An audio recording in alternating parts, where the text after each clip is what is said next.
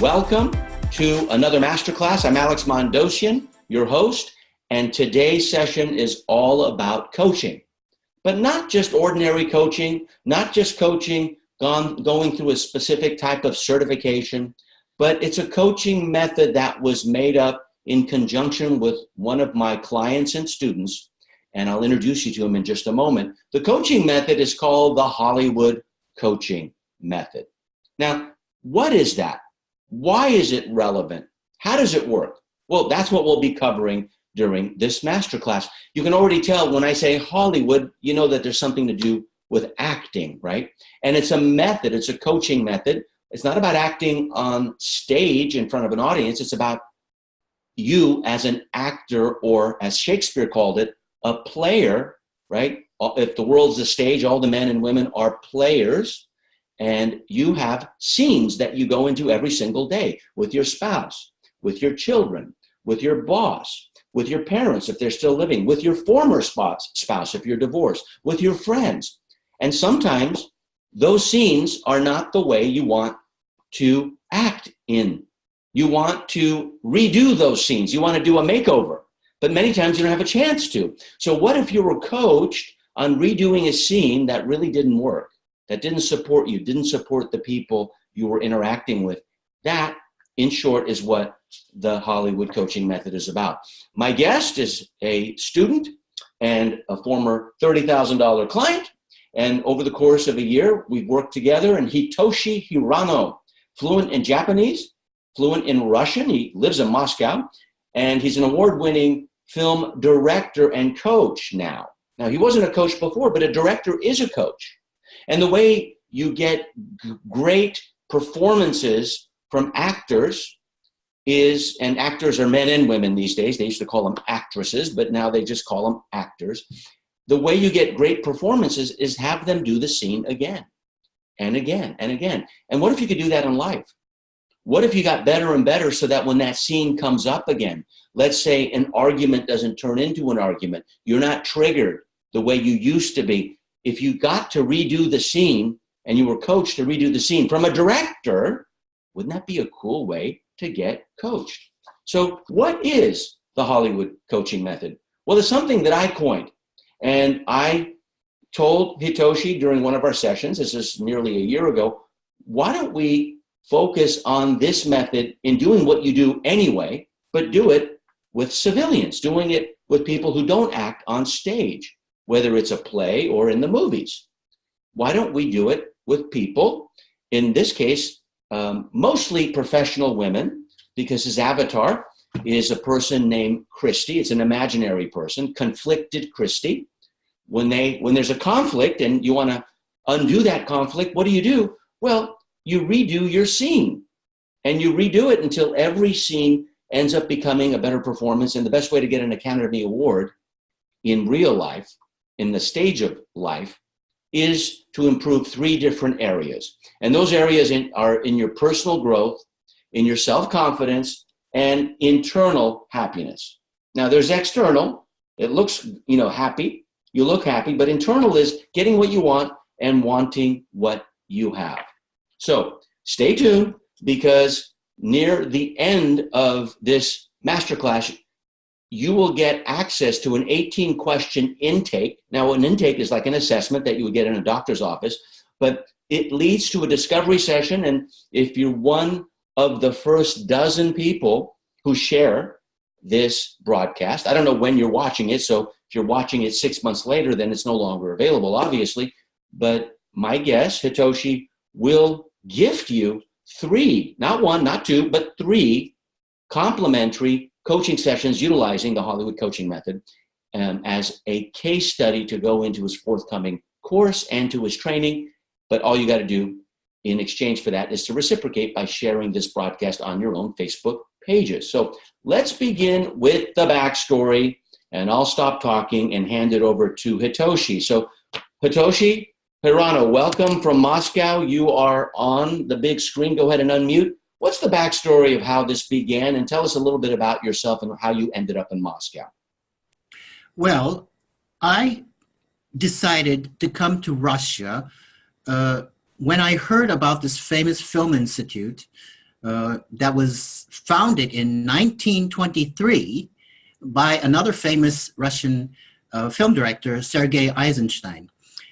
And it was right after communism had fallen, and I wanted to take an adventure. I wanted to take a leap into a country that is recovering from communism and see how everything is being created by scratch, the economy, society, etc., and get my inspiration, filmmaking inspiration from this environment. So I came over to Russia, to Moscow. I liked it. I graduated from my institute, and I started working here. So that's how I started out. You were born in Japan or the United States? The United States. Okay, and you speak fluent Japanese. You speak English well, of course. We just observed that, and then you also speak Russian fluently, correct? That is correct. Yes. Okay, what type of directing do you do before we dive in to what the Hollywood coaching method is about? Well, there are two kinds of directing, documentary directing and feature film directing. And I've been shooting short feature films so far. And I got my basis, my technical and creative basis of doing short films up to 30 minutes long. Right now, I'm doing a feature film, a commercial feature film in Russia, way up in the Arctic Circle. And that is going to be at least 90 minutes long. So that is what I'm doing right now. All right, well, congratulations. You're also doing some coaching, and let's get into how directing and coaching is similar to each other. What are the similarities between being a director of a feature film or documentary and being a coach and coaching an individual on the stage of life? Well, my belief in directing actors is that the actors already have to possess that something in them where they can go out in front of the camera and just create a marvelous scene. I don't have to go there and say, oh, stand 1 foot to the left and toss your head back and say so-and-so. That actor, if he or she has talent, will take the script and do whatever is appropriate for that scene. They can deliver that ideal scene like Robert De Niro or Meryl Streep can, if they have the talent. So I believe that in coaching my clients, the clients already have that that fire, that zest, that that's energy inside of them that they have but don't know how to get it out of them. So instead of me telling them exactly what's wrong with them and how to correct themselves, I give them small hints. Maybe you try it this way, and then you'll feel it. If not, then try it that way. And by trial and error, they finally get that aha moment, that eureka moment. Oh, this is what I was trying to do, but I couldn't figure out how to do it. It's that intuition that I'm trying to get out of them so that they realize the stardom that they have inside. That not only is a great point, but most people don't have a script for their life. And so scripting your life is like journaling. It's like setting the schedule throughout the day, having your action plan for the day inside your calendar. That's kind of your script. That's what you're reading from. And how you approach that script is going to determine who you become and how well you approach each scene in the day, whether you're selling something, whether you are assisting one of your kids to grow up and becoming a great role model, or whether you're working at work. Now, Hitoshi and I together came up with an avatar, not the movie, but the ideal client for him utilizing this method. And we came up with Conflicted Christy. Now, this is an imaginary person, but Christy has an imaginary name. She has a picture and a presence that Hitoshi has and is already printed. And ultimately, if you're like Christy, then you're ultra competitive, you're spiritually inspired. She's not religious, but she is spiritual. She loves to learn, and she's very health conscious, but she's conflicted. She has competing intentions. So, Hitoshi, let's talk about Christy. When a Christy comes to you, and it could be a Chris as well, it doesn't just have to be a woman. Mhm. You've had three people to interact with. Shalini, who is in Bangkok, Thailand. You've had Irene, who is in Melbourne, Australia. And you've also had Diana, who is in Spain. And at that time, Barcelona, Spain. So you've dealt with three different locations, and they were all ladies. They could be men as well in the future, but they all had certain conflicts, and you worked with them. So without getting too personal, how did this method turn out with their conflicts that they came to you with? Okay. First of all, I would like to say that Conflicted Christy is not just any ordinary woman. She is a person who is intelligent, has a drive, a career drive, and is socially conscious. So I am not interested in people who are like just worried about earning their living and raising their children and just getting through life. I want somebody who is striving to become better as a person and as a professional. And those three people are those type of people. For instance, if we take Diane, for instance, she has an old father who is struggling with Alzheimer's. And day by day, he's getting worse and worse. He's getting cranky. He's making weird demands that is driving her crazy. So I went through scenes that she had with her father so that she was able to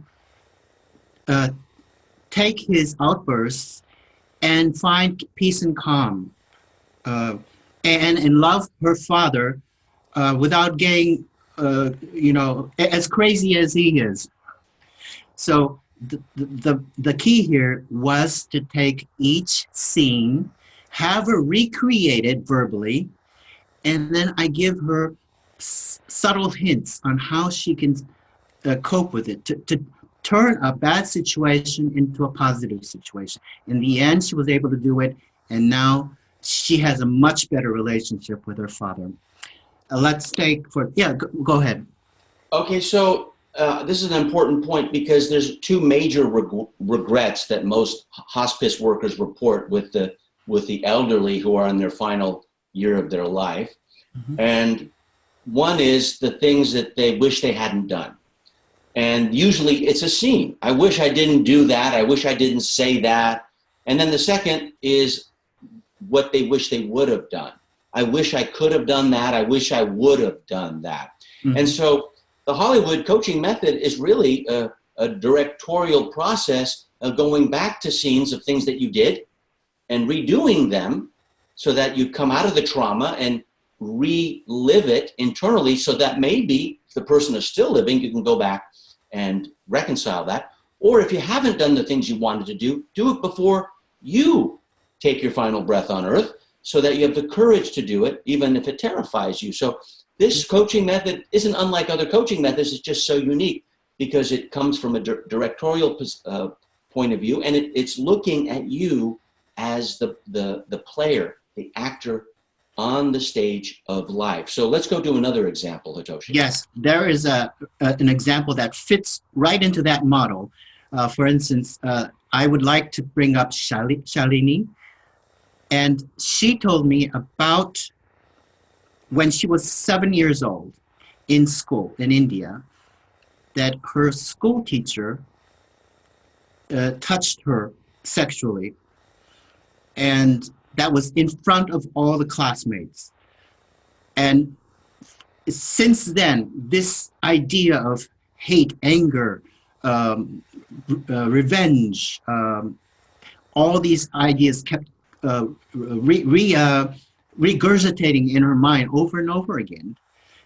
And so I went through the scene with her and gently encouraged her to find a way that she, even though that she has no contact with that teacher now, to be able to confront him and push that back into the past. I mean, get rid of that reactive dream or fantasy that she had all these years. And I use the same method, having her retell detail by detail what happened, and then let her find a way of confronting this teacher. And when she was able to do it, most emotionally as well as verbally, that charge inside of her disappeared.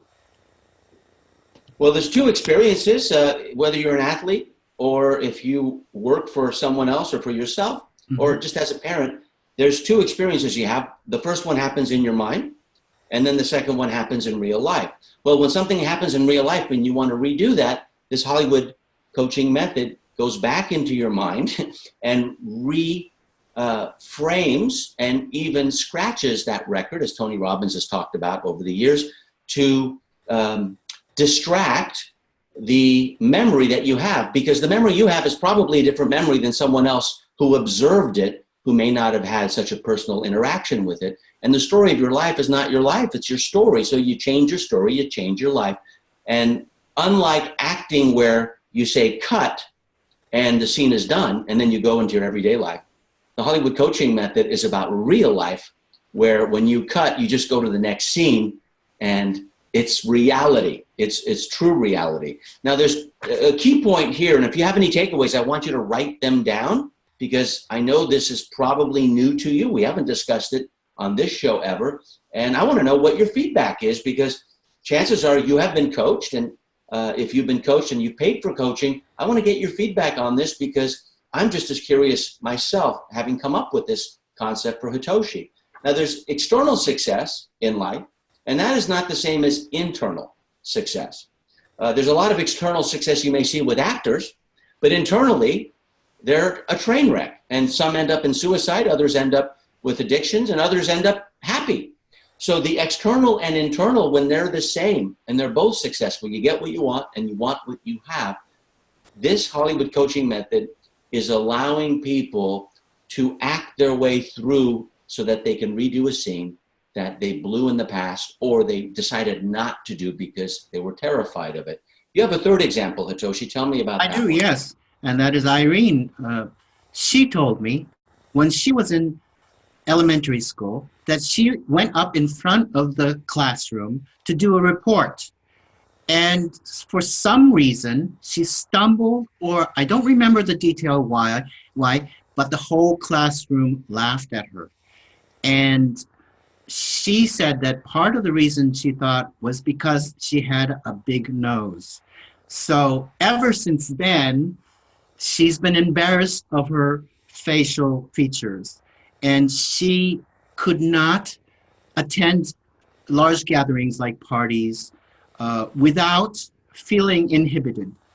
And so I worked with her, and she also, in this case, she told me about meetings that she had, parties that she had to go to, and described her discomfort in those situations. And so I gently turned the situation around so that she understood that probably she's imagining all these things, that actually it's all because of her past, that she was laughed at in classroom, and she's reflecting that experience on everything around her. So she was able to get over that, and now she goes to gatherings with strangers, and she doesn't have that kind of feeling of discomfort, or a feeling that she wants to run away from all of that.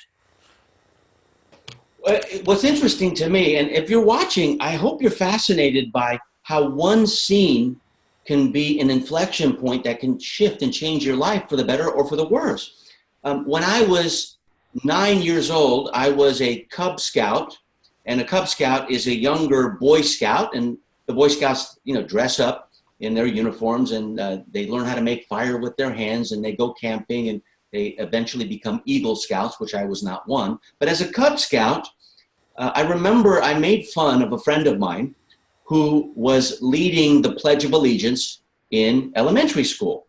So the Cub Scouts would bring the American flag in, because this was in Allendale Elementary in Pasadena, California, where I grew up. That's near Los Angeles in the United States.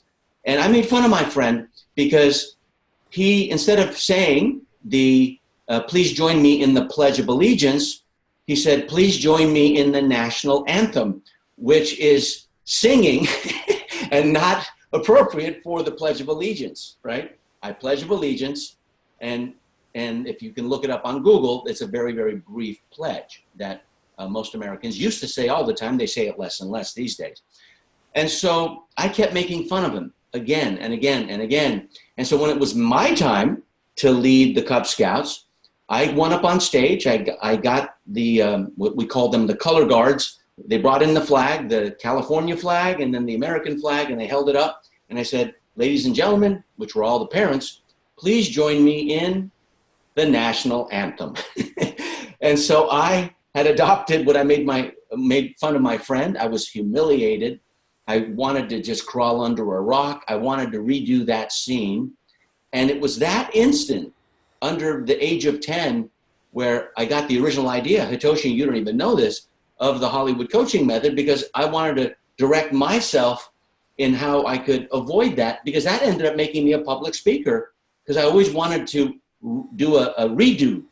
And I was ashamed. I felt guilty of making fun of my friend. And what I made fun of, I actually did. So I felt like that was poetic justice from the universe giving me what I was making fun of. Now, that's the first time you heard it. How would you direct me through that, knowing that I'm 54 at this moment and I'm no longer under the age of 10? What would you tell me if you were coaching me?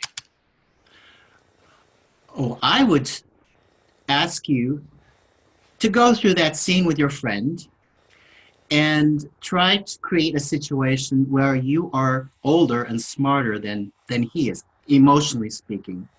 And from that point of view, you tell your friend gently that he was doing something that was hurting you, and make him understand without any confrontation.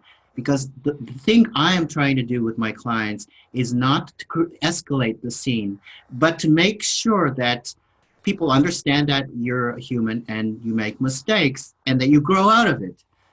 And so in every single client situation, I'd like them to feel that the situation inside of them and get that mature side out. And be an adult, even though inside there are these scared, what do you call those, inner children, and be able to grow up. But the thing is that correcting one situation won't solve your whole life. You have lots of tiny situations like that, and when you go from one situation to one that was affecting you to other situations, you gradually become that full-bodied, secure adult. So that's why 1 or 2 sessions is not enough, especially for people who have these chaotic lives, modern lives. They have lots of situations that they have to go through. So that is why I think that people need these coaching sessions. Yeah, and you have different programs, but a 12-session program would be pick scene 1 and then go redo it. Pick scene 2, go redo it. Sometimes if you don't redo it the way you want to do it, you got to work on that scene again. So you're looking somewhere between 8 to 12 scenes, depending on the package you would move forward with. But at least if you are fortunate enough to go through the 18-question assessment, which I'll give you access to, and you share this Facebook Live, which will be recorded when you share it on your own Facebook, you'll be eligible to get 3 complimentary sessions, which could be 3 scenes, 2 scenes, or 1 scene that you do over and over again, at least twice, with Hitoshi. Now, Hitoshi, what does it mean to change your scenes on the stage of life? When you're changing a scene, how does it change the way you live in your life? And as a director, you see this with film, but in life, it's a little different because you don't get to leave the stage. You're always there. I have another person who described to me a situation where he had a teenage son And he was driving home once, and his father opened the car door and saw a bottle of vodka in it. And instead of asking him calmly, why is it there? He started shouting and said, do you know that if the police stop that you go to prison, or at least stay at the police station overnight? And he started swearing and shouting at him. And instead of resolving the situation, he got the son mad. The son just ran up to his room and shut the door. And they both ended that scene in animosity. And then, so he told me about that situation, and he went through the scene and realized that he should have talked to him on an emotionally neutral level and just tell his son the options that he could have taken, and tell him the consequences if he acted the same way again. He understood that. He just calmly explained to his son that the next time, be careful and not do this again. Then there would be no further emotional conflicts between them, and everything would have been fine. So that was a situation of a person realizing that emotions get in the way. And he could only do that by reacting that situation in front of me. That's a really good point. And, you know, with my son, in the US, the drinking age is 21. It used to be 18 a while back, but the high schoolers still drink. It's senior year, and I know that they do, and there are parties. And so the rule is, if you have 1 drop of alcohol, then you take Uber home, period, end of story. So we're directing the scene before it happens, because unlike reacting to a scene like the one you mentioned, when I saw 2 Uber charges around the new year, I texted Gabe, my son, and I said, and he's 18, and I said, did you go to any parties? He says, I did. I said, was there drinking? He said, there was. I said, did you take Uber? He said, I did. And then I congratulated him, because he fulfilled the scene the way we had both agreed he would. I was the director, he was the actor, and he's still alive and well, and he doesn't have any ticket or a driving under the influence mark against him. So when a scene is handled well prior to it going wrong, like having a script, right, planning it, then that ends up becoming a great situation, especially with your own kids or with your loved ones. Now, scene change. A lot of people want permanent change. Why is a scene change so important if it didn't go well the first time, Hitoshi? Because in the movie, you keep doing it again and again and again. You do retakes. But in life, sometimes the residue of what went wrong will stick with you even when you do the scene over again. So why is the change so important in your experience? I think people are malleable. They are always eager to change if you give them the right conditions. For instance, if, say, an employee and an employer have an argument and that would lead to the employee being suspended because he or she was shouting to the employer. If that employee sorts out his or her emotion, goes back to the employer, apologizes about the outburst, I mean, things can be repaired. That's why they need to go through the situation inside of them, get a hold of their emotions. It's the emotions that are creating destructive scenes. And if they can sort it out verbally, mentally, emotionally, psychologically, with me as a coaching director, and then go back to that situation again and do it the way that they know is the right way, any situation can be corrected, except if they murdered them. That's correct. And, the actor's the one who is redoing the scene. The director is simply coaching them through that scene, knowing that they can get more out of them. Final question before we give access to the 18-question assessment and to find out if you, as you're watching, if you're eligible to get 3 complimentary Hollywood Coaching Method sessions from Hitoshi himself, all the way from Moscow.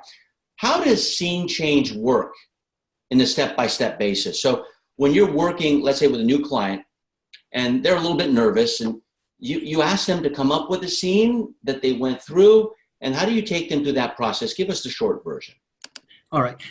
When I start with this client, I always need to know her background, because there's a lot of stuff from her childhood, from her adolescence, that is hampering her psychological development. So first of all, I have her do an intake and have her describe all the good things and the negative things that happened in her life. For instance, if she had a domineering parent, did she try to attempt suicide, or was she a valedictorian in high school, etc. And with that background, I have her describe her current life, her work life, her family life, and anything to do with her friends, her family, coworkers, etc. And then after that, I have her take a specific situation that is really bothering her and describe it in detail. And then as a director, I have her recast herself over and over again until she gets that satisfactory, emotionally satisfactory result, so that she can go back to that chaotic situation in her life and reenact it just like an actor would before the camera. And then if that attempt doesn't work, she'll come back to me, we'll try it out again and get a better resolution through our coaching. She'll go back and try it again and do it on over and over again until she really gets that satisfactory outcome. You know what's interesting? I'm going to give you the next step as you're watching. I'm fascinated how you feel, you at home or in your office as you're watching this, because this is brand new and I want to get your take on this. What's your biggest takeaway so far? Type it in. Wherever you're watching this or listening, or if you're reading it, just give us feedback on your biggest takeaway or aha in this process. Because here's one thing that I know. When you put a camera on someone, it changes their behavior, because they believe more than one person is watching. If you're in a private argument with a spouse or your child or your parent, if they're still living, or with a friend, and if you put a camera there and you just pretended like you were rolling, it wasn't even shooting real film, or maybe it wasn't shooting any digital film, and no one else is watching, you just pretend like you're taking a video, it'll change their behavior when they believe someone is watching. So if you can just pretend like you're on camera all the time, it will change your behavior. You won't say certain things that you'll regret. And many times you'll do things that you wouldn't have done because now you're challenged. And your next step with Hitoshi is to complete all 18 questions of the intake. Now, an intake comes from the medical field. That's where you type in or write some of the symptoms, or it's a pre-diagnosis of all the different ailments you've had from the past, just like Hitoshi said, maybe your childhood or through adolescence or even currently. So that's what he's going to do, and then he will diagnose you during a discovery session to see if you're a good fit, and that discovery session will last somewhere between 30 to 40 minutes. And if you are a good fit, you may be eligible for the 3 complimentary sessions. Not 1, not 2, but 3 complimentary sessions. The starting point is to go to hollywoodcoachingmethod.com/coaching. Now you can go through that website, but can you imagine Hollywood Coaching Method was available? I couldn't believe it when I said, Hitoshi, it's available, go get it. And he bought it, and I can hardly believe it was available because this was purchased about a year ago. But if you go to hollywoodcoachingmethod.com, and you can go through all that website, but there's a coaching tab at the top. If you go directly there, /coaching, then you scroll down and then you click on the button that gives you access to the questions, which is a discovery session questionnaire. And so before we get to Hitoshi and the final word, I want to thank you for being here. I want you to go to this address. And if you're friends of Marketing Online, then this is the place to go, hollywoodcoachingmethod.com/coaching. If you're an accountability partner of Hitoshi's or a client of Hitoshi's, go there, check it out if you haven't done any work, because you're eligible as well, as long as you share this show. My final point for hosting this show is, if you can change your scenes, you will change your life, whether you decide to work with Hitoshi or not, paid or complimentary, fee or free. If you change your scenes in your life, you will change your life. And there's only 4 ways that you can play. Now, Shakespeare's the one who said, all the world is a stage, and all men and women are merely the players. That's William Shakespeare, 1600s, in the 17th century. So there's only 4 ways you can play. You can refuse to play, and you're not refusing to play because you're still watching. You can pretend to play. Are you pretending to get this, or are you engaged? Are you involved? You can play not to lose, whether you're a man or a woman. We talked about conflicted Christy, but you could be conflicted Chris. So even though Hitoshi has been referring to she or her, if you're a man and you like to do this, then I welcome and encourage you to do it and answer all 18 questions. The way that Hitoshi and I are going to encourage you to play is to play to win. And if you play to win and you're playing a winnable game, then you only get 2 results. You either win or you learn. And chances are you'll be learning how to redo that scene. Hitoshi, I'm going to come back to you for the final word in just a moment. But in the meantime, as you're watching, type in your biggest takeaway. Let us know what it is. And then make sure you go to hollywoodcoachingmethod.com/coaching. That's your next step if you want to get more involved. And you have no risk whatsoever. You'll be a case study for Hitoshi. If you don't make the first 12, then go ahead and invest in it and see if you're eligible for it going through the discovery session. Hitoshi, I'm going to go back to you. Final word. What would you say to anyone watching and hearing this for the first time? How would you encourage them to get past the scene of fear or hesitancy of moving forward? Well, I would say that just plunge in and try it, because it's only going to be 3 free sessions where you will find out a little bit more about yourself and find out a way of bettering your life just a little bit. And if you feel that you're going somewhere and you'd like to continue, I'd be glad to help you, because I'm very interested in human nature. That's why I'm a film director, because I love to learn about human beings. Okay, well, that's good enough for me. I'm Alex Mondosian on behalf of Hitoshi Hirano. Take the next step. Go to hollywoodcoachingmethod.com/coaching, and you'll be glad you did. I hope our paths cross again, and this concludes this masterclass on the Hollywood Coaching Method. All good wishes.